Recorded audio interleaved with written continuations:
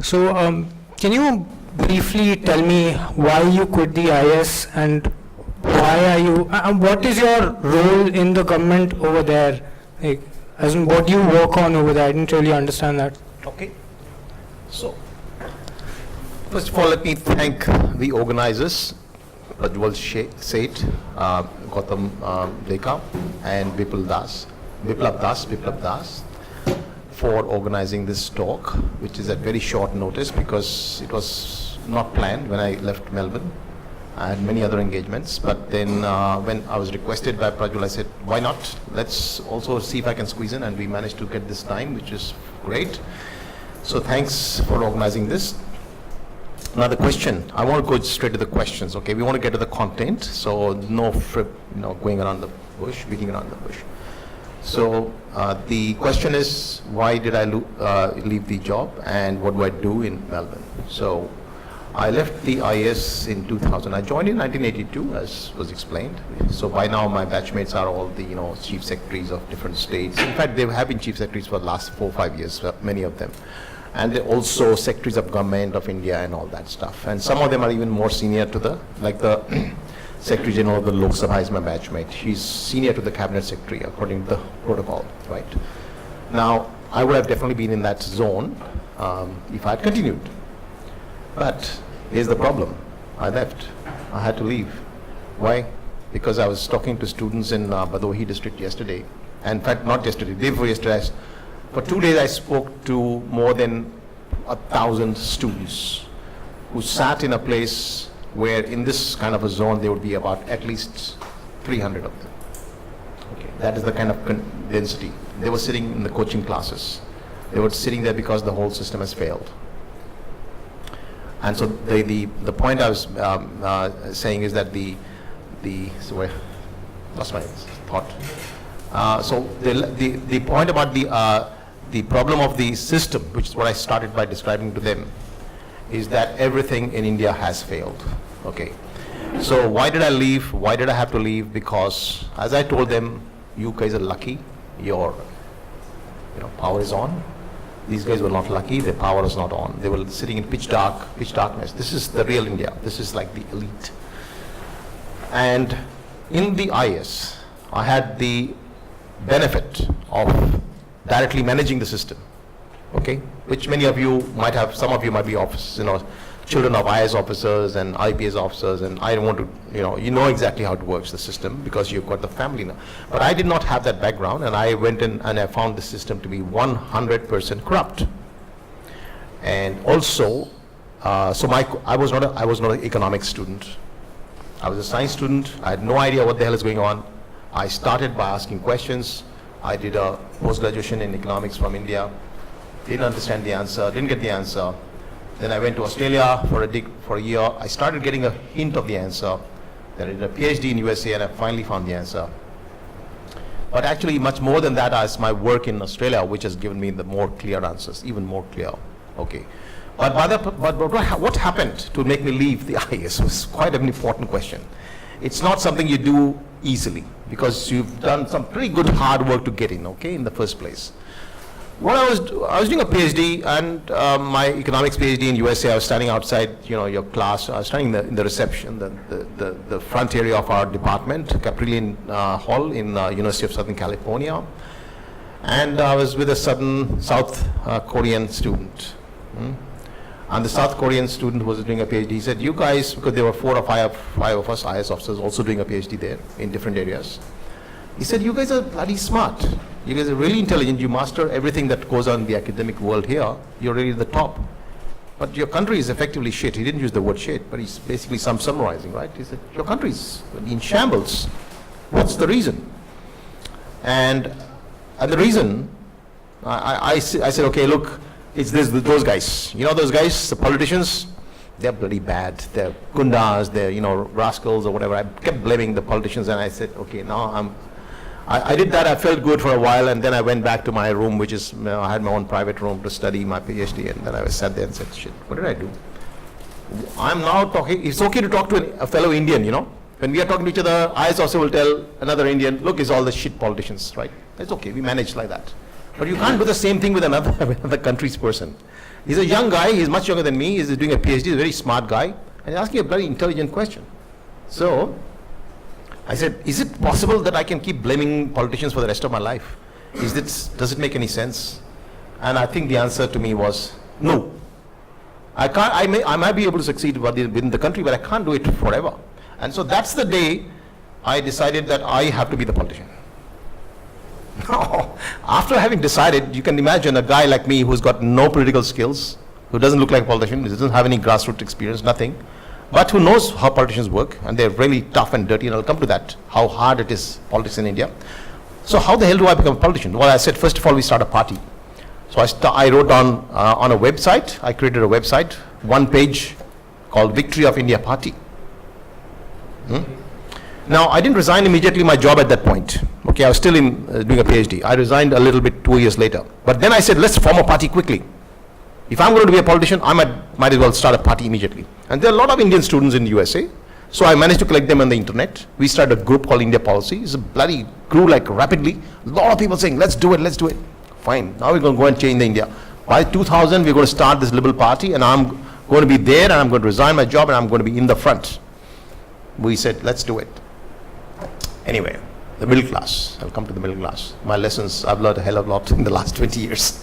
The middle class will always say, they'll do this, they'll do that, they'll do that. When it comes to doing anything, I bet 99% of what they say will never get done. Okay. Anyway, I learned my lessons the hard way. As a middle class politician with absolutely no clue how the hell politics works. But the decision to actually do it because there's nobody else. And what am I doing? I'm calling it the Adam Smith Party. I actually called it the Victory of India Party, but it's all about Adam Smith's ideas, liberal ideas. You know, we're basically saying, and these ideas I discovered while I was doing my studies since 1982. I'd started studying economics because I'd never studied before. Okay, I was a science guy. And so when I finally understood, I said, ye karna hai. And then I did this web page, we got this group. It's all a liberal party. And then I went back to India after my PhD, and in the meanwhile, I met a lot of people. A lot of people, intellectuals from India, as well as the business leaders in Palo Alto. The biggest India's top CEOs, I met them. And I explained, we need a political party. They said, no, forget it, you're not interested. So fine, you're not interested. Went back to India and tried these other guys, they're also not interested. So all these guys who joined me, and they said, karo, kuch karte hain. They did nothing. And so that was my first attempt. I failed. And I said, okay, now it's time for me to get out. If nobody's interested, then what the hell am I doing here? And then I resigned my job. I said, this is it. Oh, sorry, before I resigned, I also went to the Prime Minister's office. I was very close. I was very senior by the time. You know, I was 18 years in this IS by that time. So I could go to the Prime Minister's office anytime, walk in, join sector. Ashoka University, some of you from Assam might have heard of him. He's a fantastic, brilliant officer from Assam. He's a very colleague. I was Assam Kada. I started with Haryana, as he said. I was just out here in Jind. My career started here. And I went to Assam because my wife's from Assam. So I said, okay, let's go to Assam. Assam Kada. So anyway, Ashoka University. I met him. I met all the top people. I'll summarize very briefly because I can go on forever. But the point is that this is where I tried to get the liberal ideas into the Indian system. And everybody said no. They gave me some excuses. Finally, I said, quit the job, not worth it, this whole place is shit and it's never going to change. What the hell am I doing? Let me get out. Then I went back, I went to Australia and said, okay, now give these guys one more chance.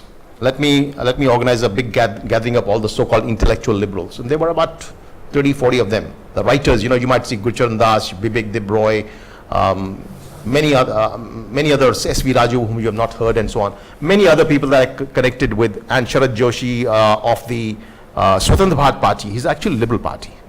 I don't think you might have heard of him. He's pretty much unlikely that you've heard of him. Anyway, I got these guys together and organized a big workshop in India. I came back, put my money, got these guys together in the India Habitat Center. They decided to form. They said, okay, let's now contest 300 seats under Sharad Joshi's party. So I said, fine, let's do it. And that again was the second failure. The middle class said they'll do something and they did nothing. And finally I said, that's it, I'm leaving India permanently. I'm never doing anything for this country. A complete waste of time. Finally, a guy called Anil Sharma. This is why I want to, sorry, I'm going very wide off his question, okay? But I want to sort of talk about what I'm doing in Australia. Let's finish that. And then I just want to close this thing about Anil Sharma. And I want to take the advantage of your question to talk about everything. But here's the thing. So I started working as an economist in Australia. I'm a professional economist, PhD, etc. And by the way, my ideas were loved. They love my ideas in Australia. you know, I was not only rapidly promoted in my jobs, but I also, what do you call, you know, respected as an economist. And so when I advised the treasurer in my government, in Victoria State government, which is one of the world's best, as you might know, Melbourne has always been ranked for the last 6 years, except this year now finally it went to second place, but it's ranked as the most livable city in the world. It is beautiful. Some of you might have seen Melbourne. Okay, it's a phenomenally great city. And I have the privilege of advising economic policy there, and I'm looking for reforms in many areas there as well. But that's what I do as a job. But in India, there's no one to listen, okay? But anyway, I started this party. That party also did not go anywhere. So then I actually forfeited my Indian citizenship. I said, goodbye. I'm not coming back again. I'll probably come to meet my parents and never seen this. And this guy called Anil Sharma. Can you permit me to talk about Anil Sharma? Okay, this is out of the question. The reason is because this is so important. This guy is something who comes from the real grassroots. A guy who was from the Tatwala school, primary school. None of you guys have probably studied in that kind of a sitting on the ground school in the primary. Really, really poor background. And then he goes and does an engineering degree from some really remote college somewhere in UP. And then he finally gets a job as a consultant in London, and he gets the shock of his life. What the hell is going on here? This is so great. And what are people doing out there? And then he says, he starts searching for the answers. He spends 3 years studying. Then he finds Gurcharan Das's articles. Some of you might have heard of Gurcharan Das. He's actually a liberal intellectual, etc., etc. He writes for Times of India, okay. And so he found Gurcharan Das articles, then he wrote to Gurcharan Das, hey, Gurcharan Das, why don't you start a liberal party? I like your ideas, do a liberal party. Gurcharan Das knew me very well by that time because I was dealing only with the top people of India. I was not going to the grassroots, I was dealing with the very top people. All the big politicians and the big leaders and the big academics and so on. So this Gurcharan Das says, talk to Sanjeev. Now, by that time I had left. I said, I'm not coming back, I'm not doing anything. But okay, if you're a young kid who's interested in this thing, I'll help you.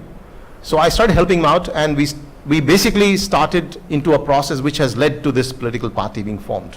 It has taken me 20 years effectively from the day I said I'm going to quit. The quitting was a waste of time because actually nothing happened in any case. But I learned a lot in the process. By the way, this is great fun. You know, to be an economist in Australia is the best possible job that I could imagine, because you really get to go deep into the practical economics. So those interested in economics should definitely go abroad and study.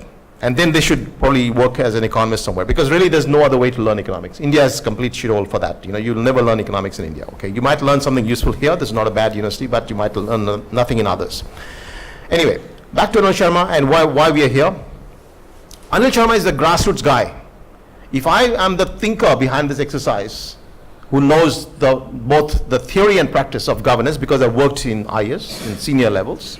I worked in the best government in the world, at also reasonably senior levels.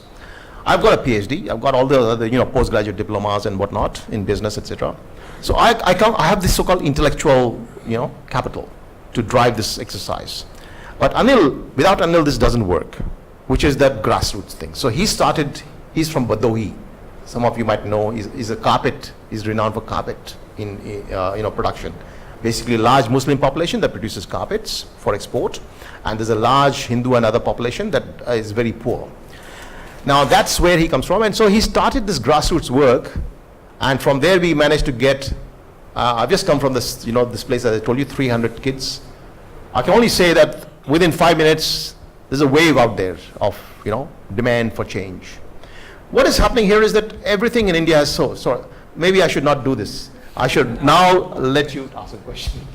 So in your manifesto, you say that you have a plan of action through which you can eliminate you can eliminate absolute poverty in under 3 years if you were to become the Prime Minister of India today. Can you describe that plan? Yeah. I think this will cover a lot of things. It will cover a lot of ground. This is a good question. It's sort of the poverty issue and the desperate situation at the grassroots is what is driving me essentially, has been driving me. After having first decided that, look, I can't keep blaming politicians the whole of my life. Okay, I need to do it myself. But now, what is happening at the grassroots is that these people are in desperate poverty, and so before I answer this question, I will actually go back to get to the context of the matter. We need to understand the role of government. Now, you guys, I really don't know what your background and understanding ideologies, whether you have liberalism, socialism, whatever do you understand, I really don't know. But I can only tell you that liberalism is all about saying the government is our servant. So if you go to our Badohi office, we have got a party office. It's in a prominent place. It says, Sarkar hamari naukar hai. What are you laughing? It's our slogan. It's our root ideological. There are three or four things that summarize the entire party. ये है सरकार हमारी नौकर है. Step 1. जहाँ का राजा हो व्यापारी, वहाँ की प्रजा हो भिखारी. Yeah, I'll say that in English as well. Did anyone understand it? जहाँ का राजा हो व्यापारी, वहाँ की प्रजा हो भिखारी. Wherever the king is a businessman, the praja, the people of the country become paupers. Yeah. Isn't that aren't you perpetuating this negative stereotype about Biharis? Bhikhari?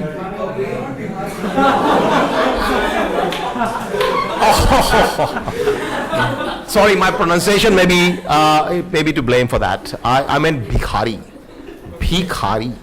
जहाँ का राजा हो व्यापारी, वहाँ की प्रजा हो भिखारी. Okay? Power. Beggars. They become beggars, which is exactly what's happening. So that's the second point. That is simple. People in the grassroots village understand this. The third point, Shubh Labh. Shubh Labh.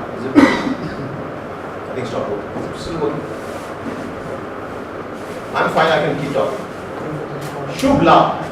Shubh Labh is something you might have seen everywhere in this country. If you go around to any shop, you'll find a little Lakshmi Devi, and you'll find piche mein swastika, and you'll find Shubh Labh. Shubh Labh. This is 3.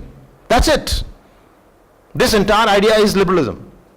India was the heart of the soul of liberalism in the world. Okay, because we had already understood the 2 last points. The first point was not very well understood, though, unfortunately.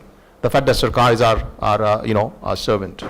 That's the real revolution we're trying to do. Now, when you look at this particular point about India, now I want to sort of come back to this, the government being our business trader or whatever. Who supplies electricity in Haryana? I really don't know right now what's going on, but in UP it is definitely the state government. And when it is a state government, you can always expect, what you call load shedding, blackouts, or whatever unexpected things and so on. So that's been going on forever. And Haryana, I live in Gurgaon, where again I'm used to this load shedding business. So I suppose here also is probably still the Haryana State Electricity Board. I'm not sure who's doing it here. So is this the job of government? No. There is no country that's developed in the world, no developed country in the world that has ever. USA has never had any private sector, any government electricity management. It's been 100% private, including nuclear reactors and everything else. Government has no business to produce electricity. What the hell? This is a private thing. Anybody can go and set up the thing and just put money, put petrol into something, and then bang, electricity comes out. So what's the big deal? What are we doing here? Why are we wasting our government's effort in electricity? Bhakranagal and all this stuff. This is all government. This is a purely Bhakranagal may be slightly different. There may be slight role for government, etc., but still no management role. There may be some role in acquisition and protection. Because you can't have 3 or 4 Bhakranagals running at the same time. So this is quite difficult. But if you have ordinary, your production of electricity through some petrol or some whatever other coal or anything, nuclear power, you absolutely don't need government. So that's just one example. I'm elaborating here because you guys are quite talented and capable of understanding. I wouldn't have elaborated this at the grassroots. And you consider things like aeroplanes. What the hell is the government doing producing flying aeroplanes, Air Indias and whatnot? For 60 years we have just poured money into the Air India. What about the banks? What the shit are we doing? Pardon me. But what are we doing managing banks? Banks are a purely private enterprise activity all over the world. Why are we doing banks? And what are we doing with banks? Total corruption. There's my one cousin. I'm sure the police will catch him after if he's reported on the internet. So I should probably not say my own cousin. Somebody else I know. Somebody I know. Wanted to build a hotel in Nainital. Okay. And he went to a bank, publicity bank, and said, okay, fine, give me some money. And they said, okay, take 25 lakhs. And they said, the bank manager says, hey guy, you can take the 25 lakhs, just give me 5 lakhs. And you don't have to ever return 20 lakhs. That's a deal. That's a standard deal all over the public sector banks. Okay, it's called loot. Loot, complete. Whatever the British, so-called sucked out from India, the public sector banks have done it many-fold. And this is, by the way, every year you'll go and find that the central government in its budget, the deficit budget for sure, a good chunk of the money that's being created from mythical money, which is obviously the inflation and killing the money, rupee value. It's all coming from recapitalizing these damn things. The public sector banks, your Air Indias, your railways, or whatever shit you manage. I'm sorry, I'm getting so angry, so I use this. I'm really, so in Hindi I wouldn't say these words, okay, so pardon me. But what we're saying is that the government has no business doing these things. And you think of buses, bus companies, you think of factories all over the place. I can go on and on. At one time in Assam, I was astonished, went to one of the public sector undertaking, they produce shirts. They produce shirts also, not just cloth, textiles and so on, national textile mills and all. They actually produce shirts. What is government doing in this? Now, when government does all that, what is the first thing that happens? The first thing is that the politician has a direct access to that particular corporation, which means they appoint the board, they appoint the actual employees. They can tell the CEO, who's often an IAS officer like me, hey guy, mera ye banda hai, isko laga do. Now the IAS officer says, who cares? I'm being paid regardless of my performance. This is a minister who's going to promote me to my next job. Put his plan there. What happens then? You get the real worst performance possible, and all of them invariably will enter into loss. You have given them massive lands, government lands have been taken, people's lands have been acquired often for these kind of things. So we have managed to destroy wealth at an alarming rate in India through this particular exercise of trading. But here's the second part. I'll come to this poverty thing, okay, just a minute. It's all related to that. When you destroy wealth, you obviously can't move forward. Step one. I hope you see that clear. The second point is that the government does not do what it should do. As all over the world, the first role, and if you go back, I'll give a good example, a simple example to the people in the villages as well as the students, I spoke to in the Look, when we started our life, we were in villages, right? So we all were doing our own little business in villages. And at that time, suddenly somebody attacked us from outside. So we said, okay, bhaiya, let's come together. And now we will give these 2 people or 5 people, whatever, a job. We'll give them a gun. We'll give them a job saying, you guys stop doing your business. You take this job. They take this money from us. And you please stand on the 4 sides of the village and defend us. That's the defense, arms, right? Armed forces. And similarly for police.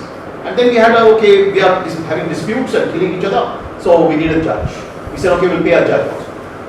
And that's all, and maybe some road. We said, okay, now we need to collect money for roads, so we appoint another guy and we pay him just to build a road for us. Fair enough. That's all the job the government was. A servant is supposed to do 4 or 5 things. And that's what it should do. But guess what? I just came from Gopiganj in Badawi district. I met the wife and family of a person, an auto rickshaw driver. And that's one of the things that in India we noticed, that I said on a blog yesterday. If it had been somebody from Delhi, a young person like you or your parent who had been so treated by the police, this would be headline news across the world. But because the auto rickshaw driver, what happened is that nobody knows about it. Nobody knows about this in the English media. And then if you're not known in the English media, you don't exist, right? But this is what happens to the common man. And I went to this person's family and met them. And we are raising money for them. Please, if you can, by the way, before I go ahead, please spend 5 rupees, 10 rupees, 15 rupees, whatever you can spare for this family. Okay, I'll tell you more about this. This guy had a dispute with his brother. He and his brother said, okay, let's go to the police and ask them for help to resolve our dispute. Of land or something. Said, go for advice. The biggest fools in the world to go to our police for advice. Okay, I can't believe how the hell they thought that. But anyway, they went to the police. The police locked both of them up in the thana. In the police station, they locked both of them. First of all, both the brothers were locked. Then they beat this guy black and blue. One of the guy who died. His name is Ramji Mishra. They beat up this guy who is about 45 years old, black and blue. And at night he died. Now, this is the kind of thing we are having. So, our performance in terms of doing things that we should is close to the opposite of that. The police have become killers. Right, go ahead. On this note, so my grandfather was an IPS officer, Yeah. and like I mean, you know, like these examples that are in news, I'm sure Yeah. all of us can come Yeah, down yeah. here. So I asked him, okay, like at the recruitment level, like what problems did you encounter? And he told me that, so like okay, one route to get into police is obviously you give your UPSC and you become an IPS officer, but the lower officers, particularly the ones that people engage with, they are recruited much more informally, and the requirement for them to become police officers in terms of the kind of training that they're meant to go through isn't anywhere near as rigorous or thorough as it should be and is in nations all over the world. So what policy change would like your party recommend? That's a good one. Just can you write it down with your paper? Because this is very important. The bureaucratic reform that I talk about, the bureaucracy reform of our governance system. Yeah. Another question since you mentioned. I go write them down here or something. Question. There's a marker there. Marker there. Just write the question there. So the first one is how can we inform the police system, the police governance system? Second question. Second question, since you mentioned bureaucratic reform. So again, like my dad is also a bureaucrat, and like while growing up, I've been exposed to numerous instances of just collusion within the bureaucracy. So, like I mean, the idea that even if say What's the question? I'm getting to it. So even if say a person wants to be an honest bureaucrat, Yeah. they are likely to be obstructed by Yes, people. I know that. Yeah. So what's the question? So the question is, how do you manage, like, or what kind of reform do you execute to? So bureaucratic reform. I'll come to that. Yeah. Basically the same question. Okay, I'll come back to that. I'm doing it because I'm going to talk to that. It's a really important point. Maybe your question. Put that on. Yeah. Is it not paradoxical when you say follow a free market, give the market the power, and when you actually say that quote that you quoted, Bhikhari or Vyapari? Is it not paradoxical? Because when you give it to the free market, it just creates all the Vyapari and Bhikhari thing that is right now happening. But you still say it is free Your question is market. slightly more ideological. I'll come to that. Can you just write down, does the free market create beggars? That's the question. Yeah, we'll come to that. Let me come back and let me finish this issue of the role of government. So right now, if you can write on the slide, what am I covering? It will be really helpful. What I'm covering here is the question of role of government, and I'm covering power. I will cover many other topics. So, do you mind writing on the first time, if you write down, what I'm covering right now is the role of government, and associated with that I'm going to cover power. And then I'll come to work. Is that all right? Your question? I have two questions. Yeah. So, you talk very highly of Australia and doing economic work there and stuff, but doesn't Australia having one of the best welfare systems in the world? And Welfare system. your party that you spoke of, I mean, did Swatantrata Party have a similar vision? And like this? So there are two questions there. I would rather. So once Anant gets some time. Australia and So first of all, we're talking about the welfare state. So what's the doesn't the welfare state work well? So that's the first question. And the second question, just remind me what's the second question? did Swatantrata Party? Yes, it's within the party. Yes. Tell us about within the party and this idea. And then there's another question coming up. And then another one. I've read your book, Breaking Free of Nehru. Wonderful. So, Yeah. I just want to understand what is the idea behind your critique for Nehru, because Nehru, I understand. So you want me to put that as a question? Because that's a separate one. I'm going step by step. I'll come to all of them. And that's why I want to really hurry up. Let me know. Yes. So the question is, can you please write down the question? No, that's not the question.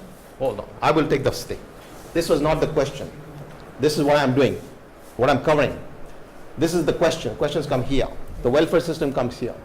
This is the question, yeah. Welfare state, Swatantra Party, Nehru. Welfare state, Swatantra Party, 5 and 6 is Swatantra Party, then Nehru. Australia, I don't know. Also, we lost the other two, let's not lose them. Can you all come back? Do you mind coming and writing your questions here? I think that's faster. We'll lose time otherwise. So let me just, if you don't mind, this is interesting, but can I just finish what I was saying? Then what we do is we can get better in terms of understanding what we need to do. So, In the role of government, we just talked about what the government doesn't do. And this is the kind of thing that I was talking about with the police. The justice. How many years does it take to get justice? So this man was killed. His family has not received any compensation from the government. The government can just kill you and trample you under their feet. You're gone, doesn't matter, 3 months, whether you live or die, it doesn't really matter to the government, okay? I also met the former DGP of police I met the SDM of Bhadohi and also met the former DGP. He was my colleague in the National Academy. I met him in the airport in Varanasi, and I said all this to him. I explained this to him. He's going to try to get some, see if he can get, but look at the fact that the world has forgotten this guy. He's an auto rickshaw driver. His family's got 3 daughters, 1 son. They are in desperate misery. We gave them whatever I could. That's why I'm saying, please give them some money if you can. But really, what right does the government have to go and kill somebody and then not compensate? First, you acquired land and you compensate. Now you kill the person and don't compensate. How good is that? Justice, does it work? No. So what I'm saying is the 3 functions that we decided at one time as a villager. Defense, by the way, does work, but it doesn't really perform as well as it should. I won't talk to defense today, okay? I'll talk of police. Justice doesn't work. Do the roads work?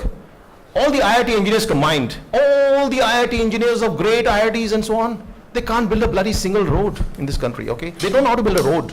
They can't build a footpath. They don't know what is a footpath. They don't know what's a stormwater drain. They're absolutely incompetent. All our IIT engineers combined can't build a bloody road in this country. And all the IS officers combined, and me too, I was part of that. And all the politicians combined can't build a single road. No. This is where the failure is.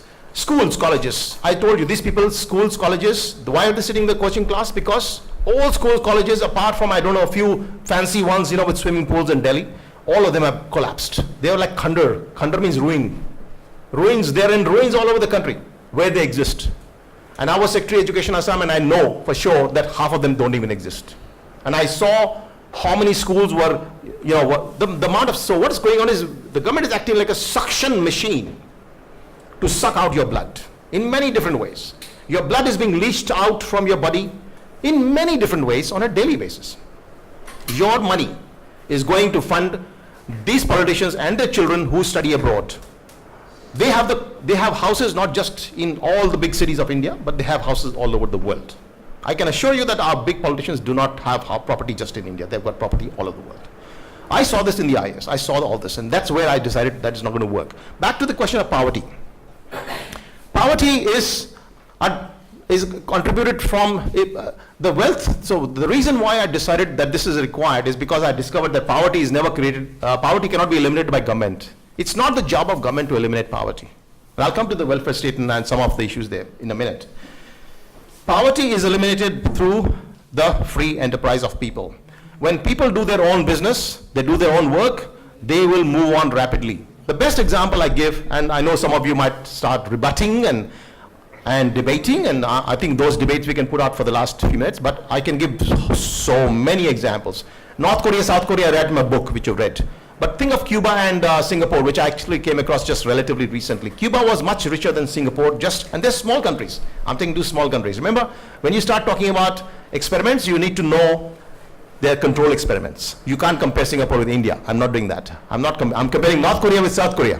I hope you understand that. I'm also comparing Cuba, which is pretty similar and small, to Singapore, which is pretty similar and small. And if you look at Cuba in 1959, one man comes in called Fidel Castro. All of you have heard of him. And he starts communism, which is socialism. Then he comes, and Cuba was much richer than Singapore. The same year, the man called Lee Kuan Yew comes to power in Singapore. Singapore was much poorer than Cuba, as I mentioned. Today, Singapore is a massively successful country with 9 times the wealth of Cuba. Cuba has become a beggar long ago. India was made a beggar by our socialism. In 1991, if IMF had not intervened, our rupee would be worth 0. Close to hyperinflation would have taken place. Our rupee is only 75 rupees to a dollar today, but it would have been 10 trillion rupees to a dollar if IMF had not rescued us. We had gone totally bankrupt. Our socialism had completely driven us down. So socialism drives everybody to the ground, regardless. People become wealthy when the government does what it should do and lets the people do what it should. Because as I said, the government is our servant. The people are the masters. And that is the answer to the poverty as well. So if you see that, I didn't have to really, I answered the poverty question, if you notice, in this manner. I said Singapore was desperately poor. The government got out of the way. The total maximum income tax there is 15%. They do virtually nothing. They do a few things, and I'll come to that. It's a bit of state capitalism out there. Let's not take that as the best example. But think of South Korea, for example. It's much more free market. But the whole of the West is free market, where the wealth production, even the Scandinavian countries are absolutely desperately free market countries. Where you look at their freedom rankings, they're absolutely the top in economic freedom. Hong Kong. Wherever there's economic freedom, the progress and prosperity of the people skyrockets. We don't need to go far away. We were very lucky the IMF hit us with this bloody big stick. And so even all the Gunda politicians, they were forced to open up the economy. No, it's not, no credit to anybody, including Narasimha Rao and Manmohan Singh, no credit to them. They were absolute arch socialists, okay? It happened because the IMF hit us with a big stick and said, you beggars, you want $5 billion to save your skin? We'll give you $5 billion, you listen to us. I know that firsthand because the IS officer who did this was Vinay Oberoi, who's now potentially a very senior secretary. He retired, etc. A great man. He was deputy secretary of the Economic Affairs Ministry, and because I was inside, I knew exactly what happened. It was entirely IMF driven. And so this is how we were saved from bankruptcy. But the point was that socialism invariably drives us to the ground. And then what happened with the free market? Do you guys have a thing called phone by any chance? Anyone have a phone? Or I'm the only one lucky man with the government? No. Why? Every man in the village in India today has a phone. Many of them have smartphones. Did you know that well before you were born, before the IMF hit us with a big stick, there used to be a thing called waiting list for phones. The phones were supplied by government, and there was a waiting list for 2 years, and you had to bribe everybody to get your phone. And that time your calls were extraordinarily expensive. STD caused like impossibly high costs. When government managed this thing, immediately cost became high, quality became low, the thing became scarce, corruption entered. When private sector entered this thing because of IMF Danda, then companies entered, competed. What happens with competition? It drives down prices immediately, it improves quality. There are two things that happen with competition. The only way to survive in the Shubh Labh business, which is private competition, is to serve your customer. You don't serve me as a good, so I went to this Badohi and I was telling them, look, I got this chai for the first time in my life for just 5 rupees. Well, I mean, I must have got it much cheaper when it was late, but compared to the prices today in the world, 5 rupee chai is nothing. This chai is damn good. It's supplied by a really poor man in a small little stall outside on the roadside in Badohi. Everybody goes there to get this, right? But he's still surviving because there's so many others who supply very good chai of that sort in a small mitti ka batan. Now this guy, he's making a Shubh Labh at the end of the day. Otherwise he wouldn't be there. Nobody's giving him welfare. Did we give him any welfare money? No, he's actually earned it through his hard work, supplying this chai of high quality. If he makes it 6 rupees, what will happen? We'll go to the next guy who's supplying 5 rupees. All of them supplying 5 rupees or 4 rupees or 2 rupees or whatever, right? They're all really cheap. So what we say here, the basic lesson for poverty elimination was, what did I say? Free market, government should do its own role, government should do its own thing properly. Now, here is another thing I want to sort of jump in quickly. Can you enter that? Right below that, the role of government. Can you just go and right below that? It's a very critical point. Can you just hold your question? I'll just finish this point because it's a very important point. It will cover up many of your questions at the same time. First was the role of government. That's not enough. What I want to sort of emphasize is not enough. It is how the government works. Please write down how the government works.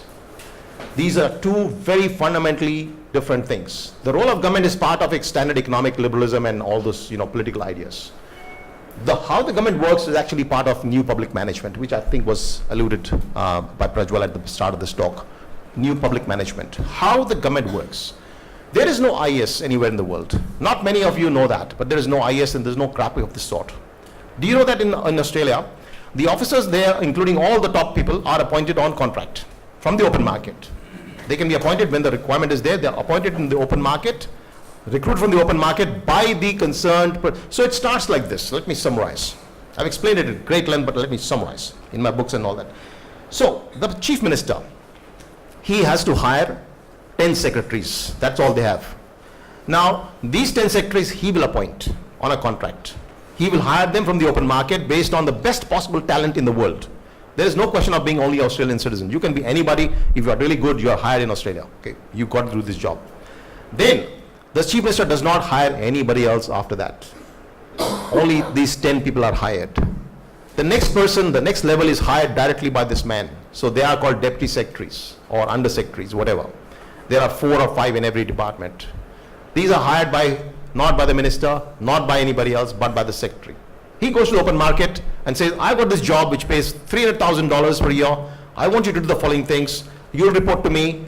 You'll deliver the results. So the chief minister, when he hires the secretary, he says, I'm giving you this budget. This is what you need to deliver. This is your contract for 4 years, 3 years, whatever. He says, if you fail to deliver, I will kick you out in 1 second. And they've done it many times. 1 second. It doesn't take more than that to kick him out. Okay. And that's the contract which the officer takes, the head of the department. The next man he hires has the same contract. You deliver, man. If you don't deliver, a man or woman, and many of them are women, if you better deliver, otherwise, within X amount of, 1 or 2 failures, and you're gone. And this happens all the time. They're gone. Permanently lose the job. They're not like, okay, transfer, okay, suspend. No, gone. This is called hire and fire. This is new public management. How the government works is really critically important. This is partly answers the reforms of bureaucracy I'll come to in a minute. So, as you go down the ladder, and for every single position, every single post in Australia is advertised in the open market. Not a single post is hired by what you call, like a UPSC or this or that training system or whatever. Everything is hired. And so net result is you have complete accountability. Can you just write the word accountability? The key point here, just hold your question please. If you don't mind, just write down or put on your mobile phone. I will take questions on once I complete these 2 points because they cover off almost everything I have to say. Because the first was liberalism as a theory, but the second part is not known in India at all. Virtually nobody in India knows how the governments really work anywhere else in the world, including Singapore or USA or UK or Canada, etc. The total accountability, or even China, the total accountability that's built, that means there is no teacher in anywhere in the world who has a full-time job, who's a permanent job. And particularly in countries like Singapore, you hired and fired. You deliver, you stay, otherwise you go. I love the coaching center I went to.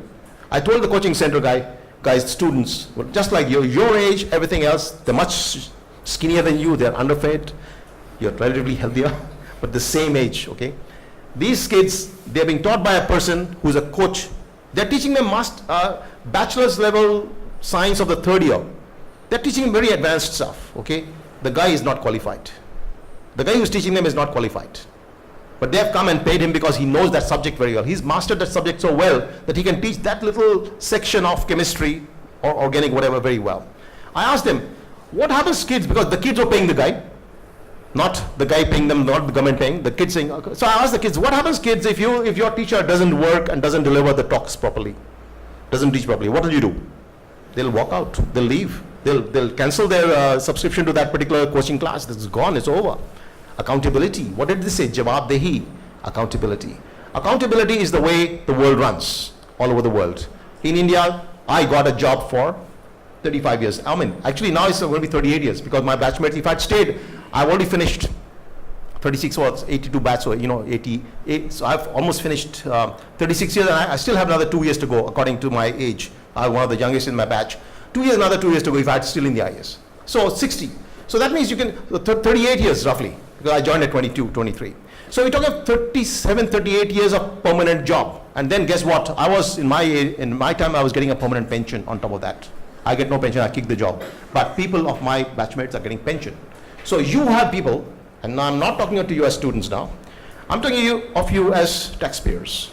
You, the taxpayers, have given your servant a permanent job. You can't eliminate him from the job. Do you know that you can't kick out IS officers from the job? You try doing it and you'll find that you'll have to go to court for 25 years. There's a guy called Babu Lal whom many governments tried to kick out, not just Modi government. He's a totally ultra-corrupt officer of Madhya Pradesh Kada. Then what? He was suspended, blah, blah, blah, transfer, and then finally Modi government said, look, you're so corrupt, I need to compulsorily retire you. They can't go to court because he has got so much protections under the constitution, under Article 311. Some of you might have heard of this. That you can't do anything. Modi can't do anything. He finally said, okay, I'm going to compulsorily retire you. And the fellow goes next day to the VCAT, or the administrative CAT, CAT, it's called in this country. And he goes and gets an order, bringing him back into the IS. So he's still an IS officer, despite everybody, including many, many chief ministers, including the Prime Minister himself, trying to kick him out. They could not do that. So if I was in the IS and I was totally corrupt, first of all, I wouldn't be here. I'd be extraordinarily wealthy. Right? Through 200, 300 crores is hardly anything for a person of my, and we had two of us. So if my wife is also corrupt, we would be like really well-to-do. We would have many, many properties all over the world. We would not bother about what a third-rate place like Ashoka. We'll send our kid only to the Harvard, right? We wouldn't bother about such a thing. So first of all, we would loot you thoroughly. So who asked you to give us the permanent job as a taxpayer? No, you are taxpayers. You actually go and buy even a single thing. You're paying taxes for your shirt. You're paying taxes. Who the hell asked you to pay us this kind of, give us this perquisite that you are there for permanent? You can't be eliminated. You can't be kicked out. And so that's completely wrong. So our Indian system is wrong. If you notice, I've argued repeatedly in the newspapers. I've written in favor of lateral entry program. No IS, no nonsense of this sort. Which answers, by the way, much of your police reforms. Accountability. I can go on and on in terms of details of how that will be done. Okay, but does not involve the IPS. Let me assure you that. It involves getting police officers who are the best in the world, paying them well, and making sure that they deliver. Otherwise, they're gone next day. This is how it works. There's another set of reforms that I should probably talk about briefly in this regard. Electoral, please. I only have very little time. I'll come to all of these very quickly and come to your question. And then we'll take more questions. But I want to talk about this electoral reform business, very important, because none of this can be done. And please remember, when I say our chief ministers are honest in Australia or all over the world, they're relatively very, very honest, it's because they are not driven by this greed and massive, desire for corruption that is there in Indian system. Every single minister is corrupt here. Why? They have to spend 5-10 crore rupees to get elected. That's why. So you spend 5-10 crore rupees to get elected, and then your salary is 20 lakhs or 10 or 15, 20 lakhs. That's your salary as an MP. And now you are saying, I have spent 10 crores, I'm getting 20 lakhs. Does it make sense? Obviously not. What am I going to do? I'm going to loot you guys. Who's the best person to loot? The innocent taxpayer. There are two ways to loot the taxpayer. One is to directly tax, which is fuel excise and all that. Directly tax you guys till your death. Second, we'll destroy your rupee. We'll do deficit financing. You guys won't even know what hit you. Your rupee has fallen already 400 times since independence. Did you know that? Not many of you know that. It's hidden. The government has many hidden ways to loot you. So they will loot you in two ways. They will loot you through taxes. They'll loot you through destruction of the value of the rupee. But they will loot you, and they will make sure that their money is recovered tenfold. So if I have spent 10 crores, be sure that I will come out after 4-5 years with at least 100, if not 1,000 crores in my pocket. And that will come from all the government contracts. All the roads, which you see are in total shambles. With all the IIT engineers, you can't build a road. All of the roads are being squished and looted. Every single thing that's in the government control is being looted. In front of my eyes, I've seen that. Hiteshwar Saikia was the chief minister. He asked me, I was head of the rural development department. And I had access, at that time it was hundreds of crores. Today it will be, because I'm talking 92, 93. Now it will be at least 10,000 crores in terms of the rupees. Now, this guy, we had to supply cement to all the DRDS across the state. Cement was a critical part of schools and other things that we were building. So we had this contract, and guess what? The file has to go for approval to the secretary, then it goes to the minister. The minister hijacks the file and puts it in his pocket, basically on his desk. He takes the file from me and he puts it away. He takes it away. I can't physically get it back from the guy, right? How the hell can I do that? He doesn't have any role in that approval. The secretary has a role. He takes it away. Anyway, the next day, Hiteshwar Saikia calls me to his chamber, cabinet chamber, because just behind his office as a CM, and it's completely empty. Huge table with the cabinet sits. He sits, I think he's left or right, I forget now. I think he was here. And then he whispers in my ear, whispers, Sanjeev, hebla contractor karne, contract asile to he manuk didiba. That means he basically said this particular person, who is actually not the lowest bidder, is a private company from Madhya Pradesh. Is not at all anywhere close to the lowest bidder. This company, can you please give this contract to this guy? I said, hobo means we'll see. And I walked out, and I did not do that. I kicked his, his brilliant suggestion for a 6, and I said, the lowest is the Cement Corporation of India. Whatever it is, the lowest. His quality is good. I've checked it. They will go and supply it. And guess what? Third day, I was transferred. So first day, second day, I didn't listen and gone. So what was he doing? Why was Hiteshwar Saikia so corrupt? Yeah. Yeah, so we basically saying electoral reforms. So what I'm saying is, you need to have electoral reforms of state funding of elections on a per vote basis, by which these fellows' incentives are killed, by which good people can start coming into politics. I will now quickly run through these 5 questions, then we'll take a couple of questions. Yeah, let's go. So police reforms, bureaucratic reforms, I've told you there's no permanency. Okay, that's a summary, because now we can't do much, we'll do summaries. That's where accountability has to be built into the system. Does the free market create beggars? I'm afraid it's the opposite. It is actually the government that creates beggars. And that's exactly what Indians had realized many thousands of years ago when we said, "Jahan ka raja ho vyapari, wahan ki praja bika." So free market, there is infinite evidence that free markets creates wealth. Third thing, welfare state. Australia is a welfare state. In some ways it's really bad, but at the same time it's a very interesting welfare state. It has minimal impact on incentives. Having said that, there's a guy called Peter Saunders. Many of you are intellectuals here. Please read Peter Saunders, his criticism of the Australian welfare state. He's got a wonderful book. He's a British economist. He came to Australia, studied for 2 years. Center for Independent Study published a book against the welfare system. I agree with him. Now, we don't have welfare state in our party. We have a thing which says we'll top up the very poor, and we'll always fund the poorest of the poor, but only to the point that they have frugal existence. We're not going to give them any welfare state. Okay. Swatantra Party, yes. Swatantra Party was definitely the precursor of this effort. However, as I was telling Prajwal, it was not a really genuine liberal party. A genuine liberal party has not yet been seen in India before, because the ideas we bring are so sophisticated, so advanced, and so developed compared to what Swatantra Party had. Because you can see it's 21 principles. I was the first to publish them on the internet many years ago, 18 years ago. The 21 principles are half liberal. So yes, Rajaji did great work and Masani did great work, and they became the largest opposition party. But no, sorry, we need to have much more reform than that. Then we talk of Nehru. Nehru, the more I see of him, the more and more angry I get. I was not so angry when I wrote that book which you read. Today I'm much worse, much more angry than that. And now I discovered that it is not only me, it is Ambedkar who was extraordinarily angry with Nehru.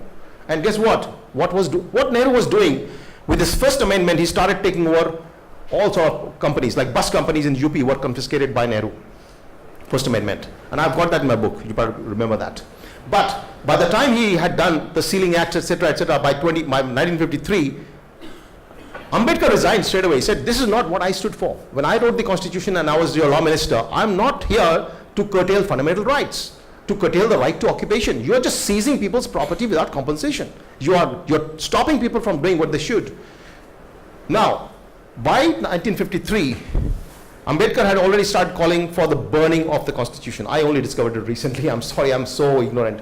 But now, as I discovered this more, why? He actually said Nehru and all these people are asuras rakshas basically, that they've entered this temple that we built. He said this constitution was a temple. We built this lovely temple of freedom, and in this freedom we managed to get these asuras. Well, this is not the right thing. I don't know what is to historical mythology.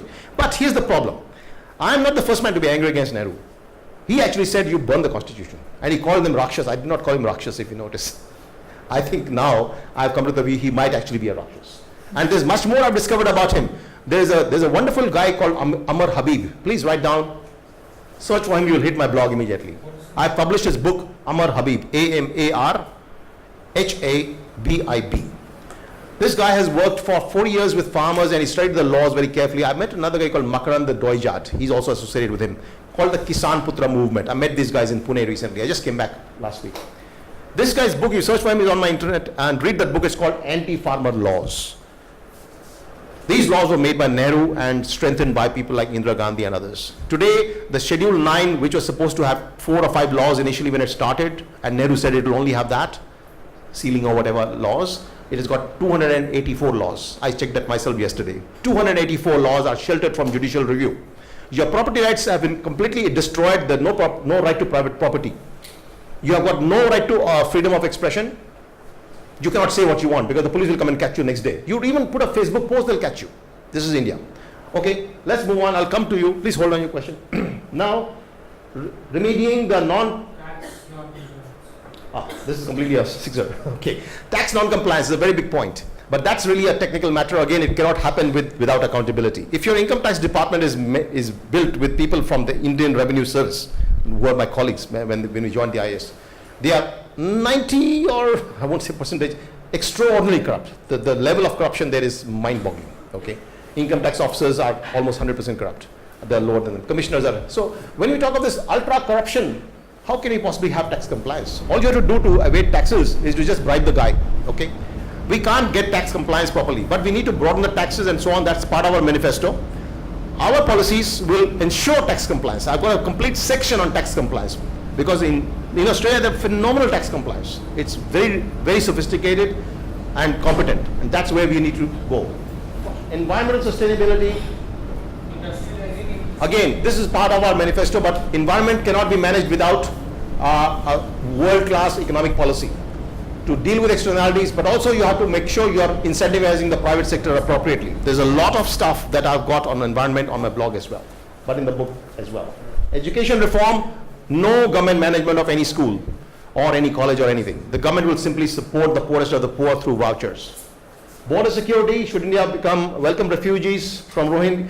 I think we have issued a press release on this matter. India is not a signatory to the human rights, whatever we call, refugees, rights. What is the thing called? I forget. There's a Refugees Convention. India is not a signatory to the Refugees Convention. As a result, we are able to take all kind of haphazard policies, and our current citizenship amendment that was introduced by this government was anti-Muslim, excluded the Muslims directly, right? What we're saying is, no, you follow the standard law. If they are actually refugees, you are obliged to take them. If they're economic migrants, you are obliged to check them, okay? We must have a standard pattern, which we don't. So currently what we're having is a total chaos happening in the Northeast. And I actually, I was from Northeast and I'll go back to Northeast the next time I come to India. Now, I'm sorry, not a complete answer, a short answer. Aadhaar legal status. I believe we support Aadhaar in principle. We believe there are a lot of issues with privacy and other issues. So I explained I did an AMA, what is called Ask Me Anything, on Reddit yesterday. All the answers are there. A lot of this is the same question. However, there's a further debate happening within our party about Aadhaar. So Aadhaar, we are open to your ideas. We want evidence-based policy. I'm not driving the policies of the party, okay? They're driven by understandings, and we are basically improving our ideas constantly based on evidence. Yeah. AFPS, Kashmir, etc. No, we have issued a press release totally asking for abolition of this thing. This should be repealed. It is the most draconian anti-human act ever created probably in the world. It's so bad, and we just don't accept any intervention by our servant. The government is a servant in our freedoms. If they have a particular problem with us, they can take us to the court and produce. They can't just put us in that bar without any trial. This is the caste issue, reservation. This comes up again. We have no issue with caste or reservation or anything at this point in time. We believe it's not the issue that's causing India the grief. It's a second or third or fourth tier issue. The issue is the system is burning. The whole country is burning. The forest is, everything is going down. Let's fix the big picture. Let's fix the incentives. Thereafter, as I promised you, with the equal opportunity system that we have in place in our manifesto, you will find everybody rapidly getting the best quality education. Once education is there, people will automatically get it. In fact, there's a caste in Chennai. There's a full-fledged agitation. They said, please get us out of this stupid caste business, reservations. I forget the name, Vellava or something of the caste in Chennai. They run a movement against. So people will automatically get aware. Say this is disrespectful to us to put us in this category of bikaris. They are beggars, okay? The people who go in the reservations. Now, the fact that they have sorted themselves means that there is some effect of some work that's happened in 70 years. Good reforms can ensure that this particular thing will happen rapidly and people will decide themselves what they want to do. Caste is not the business of government, okay? I've got this debate on AMA yesterday at Reddit. On Reddit, it was the main Reddit debate. You can look at my comments and we'll discuss further. Who is funding you? I am funding me with my own pocket money, number one. Then, what is the last question? No, there were some other questions. Yes, yeah.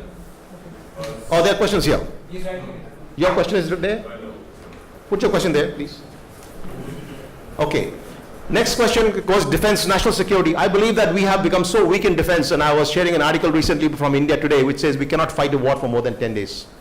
And why is that? That's because socialism always leads to tears. Socialism destroys wealth. Socialism creates perverse incentives. My batchmates, my class fellows, I met them just the other day in Gurgaon. There were 3 major generals from my own class in Jalandhar.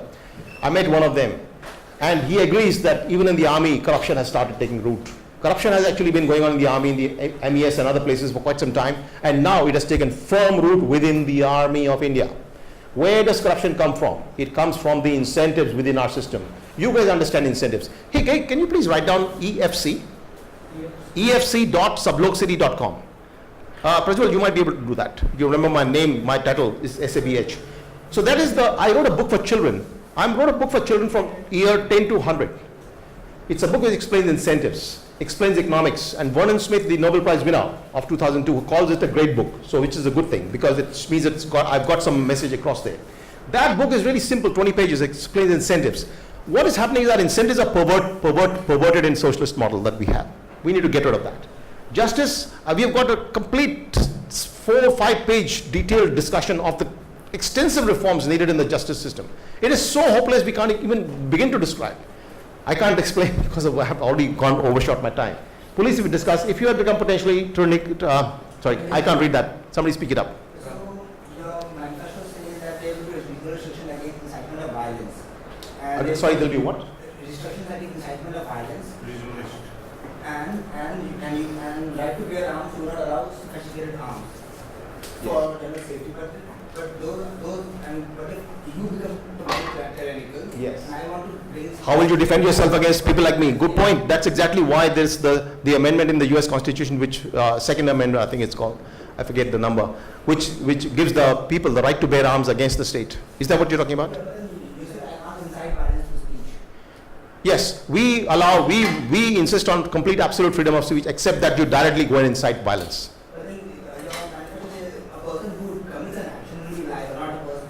So your idea for not having censor board and something Yes. involved that if I commit an action because I am engaged by watching movie, the director should not be penalized for it. People take the action. Of course.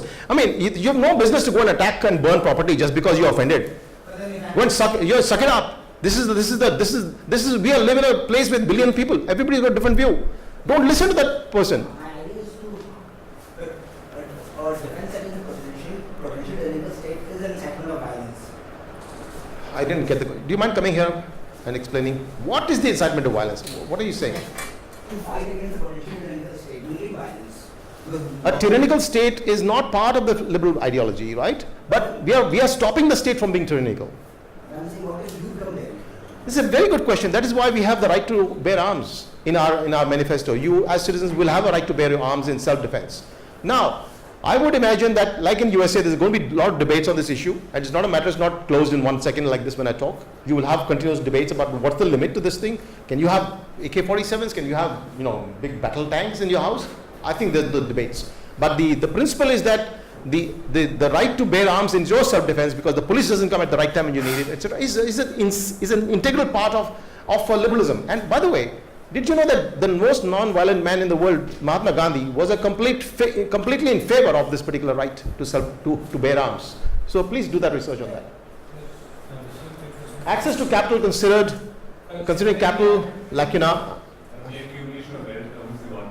access to capital. Look, this is where the beauty of the market comes in. Once you leave this markets open, people are incentivized to do this right thing. Currently what's going on is that because public sector banks exist, everybody including farmers knows that they can take a loan today and tomorrow don't have to repay that. Okay, so culture has started to develop because of the socialist incentives, where we have destroyed the natural culture. Now, in a good regulated market, so we do not accept the idea of the kind of money lender rates, extortionary rates and so on. But we do believe that interest rates should be risk based. That means somebody who's more risky a business should get a higher rate based on whatever who's lending. And secondly, we believe in complete personal liability of the banks. We believe that directors must be personally liable for any losses of the banks, so that they can't just pass on and get some guarantee from the government. They have to be personally paying from the pocket, which means that they will only lend as appropriate. Let us not go down the path of America, which tried to do this with Fannie Mae and Freddie Mac, which basically said, let's go and force the banks to give loans to people who can't repay. And that led to the global financial crisis. Let's not go around trying to subsidize people in any way. Let me assure you, Singapore did not subsidize anybody, and just low rates, low taxation will cause the miracle that you want. So do not worry about this issue. Okay, Yeah, follow, yeah. So there are a lot of people, especially poor people, currently not having collateral to offer up against Yeah. particularly large ones, they have an enterprise they want to do. So how does the free market solve this issue? I think the free market will figure it out. One of the things about economics, let me give you the answer in a thing called, there's a guy called Friedrich Hayek. Friedrich Hayek, in his Nobel Prize winning lecture, he said the pretense of knowledge. Any economist who gives you complete answers is pretending to know. And he wrote a book called The Fatal Conceit. Please read that book. The title of the book is called The Fatal Conceit. If I'm sitting here and conceitedly telling you, I know exactly what the free market will do, then I'm being stupid. The free market will find its own way. It could be microfinance, could be many other ways by which this whole exercise will progress. Remember, the whole place is about exchange, and incentives are created when somebody benefits and somebody will benefit by lending, somebody will benefit by producing. These incentives will work their way out across the whole system, which is why the problem of local knowledge, which is the whole business of price system, which I explain in my book as well as in the simple book for children. Economists do not know the detailed answers of how innovation will occur. We can't tell you that it will occur. We'll tell you it will occur, but we can't tell you exactly how it will occur. Who will do it? We can't tell you that.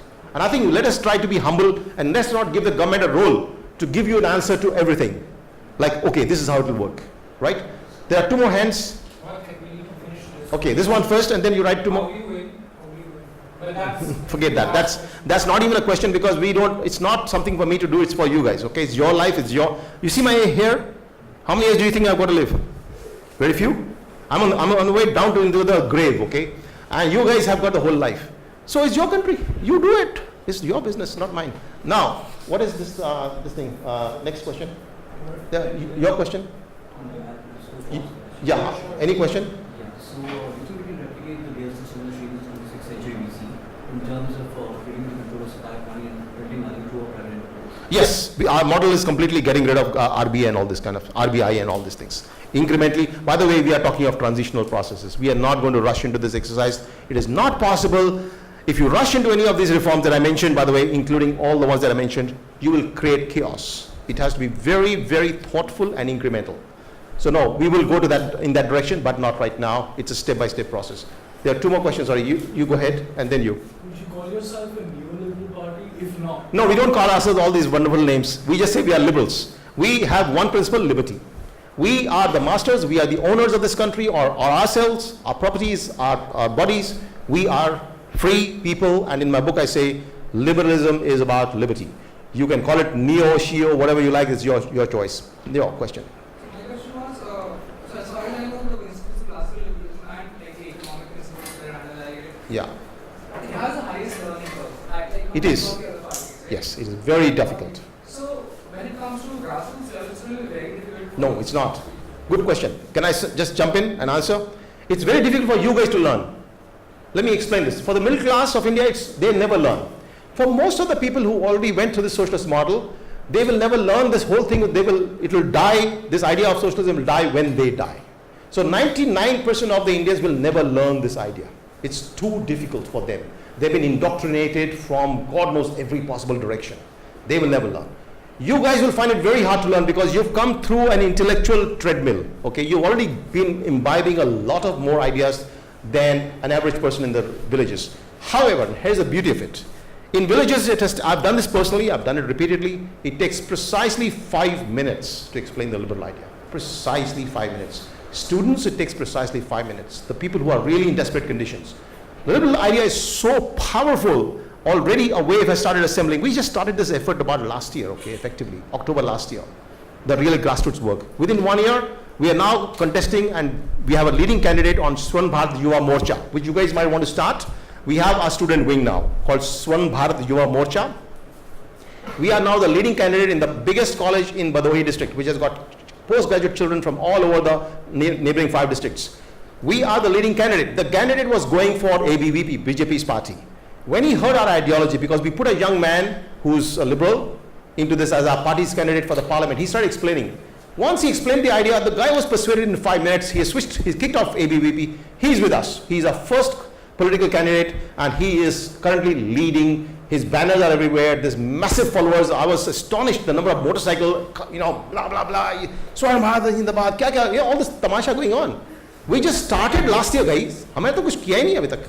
But the idea is so powerful. So there we are. It is very easy to explain. to those who have been oppressed.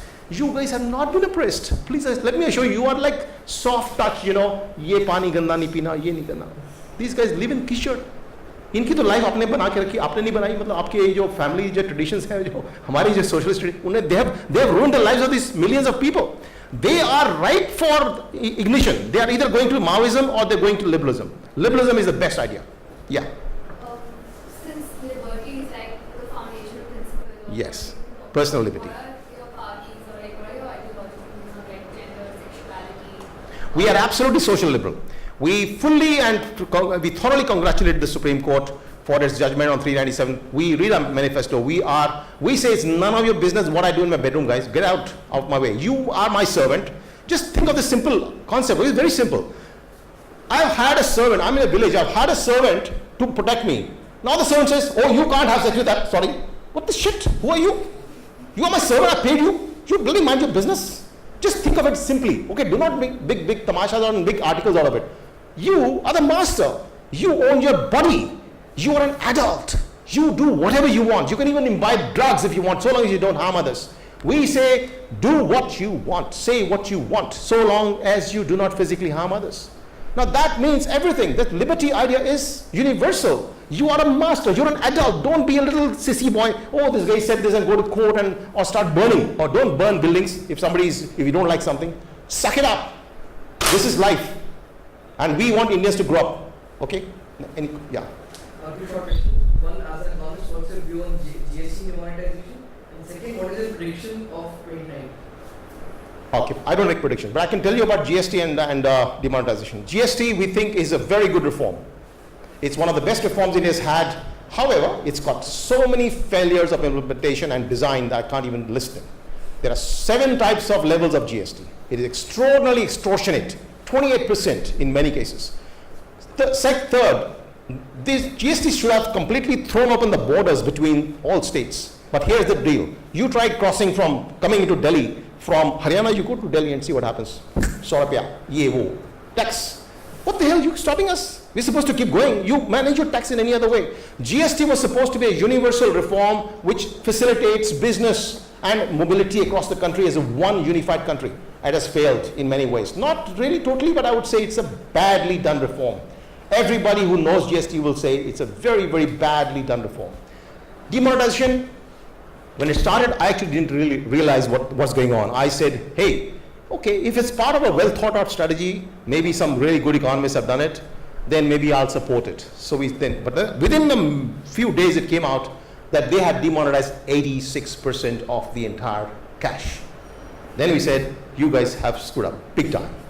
You cannot demonetize 86% of the cash and expect no consequences. And sorry, it was done so badly that, and of course the cost benefit, I wrote an article on my blog. You can just type in cost benefit analysis of demonetization. You'll find my thing in the top 10 in the world. And you read my blog, it's a very detailed analysis as far as I could find time. And no, it doesn't stack up. The cost and benefit of that doesn't stack up. Not only that, it did nothing for incentives. Therefore, black money continues unchecked. The crooked, the Gunda Raj continues unchecked. Yeah. So I think that's the last question. We don't have time. Last question. So since you spoke about free markets and free studies, so yeah, what are your views on America, where Hispanics, blacks, and natives are? I mean, they're poverty. In America, there's a amount. Yeah. What do you mean people are poor? Okay, these numbers are fake numbers. Let me tell you the poverty of America. Let me just tell you, because I've lived in America for 5 years, okay? And I've lived with the Mexicans and I've lived with the blacks in the heart of the so-called poor area, the Watts area. Okay, Southern California, if you just Google it, you'll find it's right inside the Watts area. And I've actually stayed with the black family. That is where I stayed with when I entered America for the first time. Now, the poverty there is not poverty. They've got massive first-class house. I mean, for us, it'll be like, wow, this man is rich. Okay, he's got a good house. They've got television, they've got cars, they've got all the possible gadgets, they've got furniture, high quality stuff, and they're poor. They get all the stamps, they get the welfare, etc. No, so they're not poor in that number. The issue is definitely there in terms of opportunity. And you know the issue of opportunity was because of racism. There is entrenched racism in America and probably dying out quite rapidly. But here's the deal. Economists will argue and tell you again and again that if the government had not forced these racist laws, and by the way, government actually had this Jim Crow laws and others to segregate. If that had not done, economists have always argued that markets will break up racism very quickly. Why? Because it is the incentive of the owner of a business to hire the most competent person. How does he benefit if he has a Dabuji as his manager who ruins the business, if he's so-called white? But if he gets a smart black guy who's really capable, he will hire him. So markets have a natural way to destroy caste, race, shit, and all the other stupid things. Okay, all these medieval kind of things. So that's how we are expecting in this country also caste will disappear. Yeah, last. So I thank you for coming here. I've written down Sanjeev's website. Go to sabhlokcity.com, and over there you can see the first link is the Economics for Children link, and this is Breaking Free of Nehru. That's his first book, or second book, was it? First book. Yeah, so thank you all for coming. Please join me in thanking Mr. Sanjeev Sabhlok for taking out his time in his busy schedule to come here. And that's it.